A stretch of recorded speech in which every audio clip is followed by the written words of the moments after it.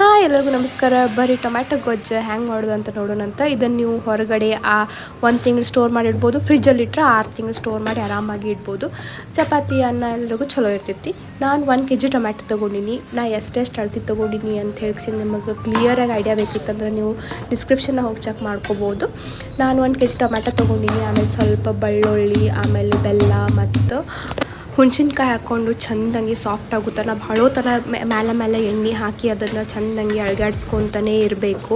ಆಮೇಲೆ ಸ್ವಲ್ಪ ಸಾಲ್ಟ್ ಹಾಕ್ಕೊಂಡಿನಿ. ಚೆಂದಂಗೆ ಮೇಲೆ ನಾವು ಅಳ್ಗಾಡ್ಸ್ಕೊತ ಇದ್ದಂಗೆ ಅದು ಭಾಳ ಚಲೋ ಆಗ್ತೈತಿ.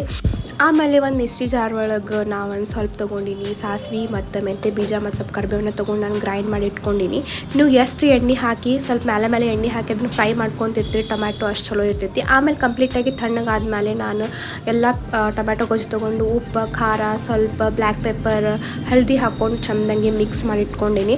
ಆಮೇಲೆ ಒಗ್ಗರಣೆಗೆ ನಾನು ಕಡಲೆ ಬೀಜ, ಒಂದು ಸ್ವಲ್ಪ ಹಿಂಗೆ, ಒಂದು ಸ್ವಲ್ಪ ಸಾಸಿವೆ, ಆಮೇಲೆ ಜೀರಿಗೆ ಹಾಕಿ, ಆಮೇಲೆ ಬೆಳ್ಳುಳ್ಳಿ ಹಾಕಿ, ಆಮೇಲೆ ಒಂದು ಸ್ವಲ್ಪ ಕರಿಬೇವನ್ನ ಹಾಕಿ ಚೆಂದಂಗೆ ಫ್ರೈ ಮಾಡಿಕೊಂಡು ನಾನು ಒಗ್ಗರಣೆ ಕೊಡ್ತೀನಿ. ಇದನ್ನು ನೀವು ಆರಾಮಾಗಿ ಸ್ಟೋರ್ ಮಾಡಿ ಇಟ್ಕೋಬೋದು.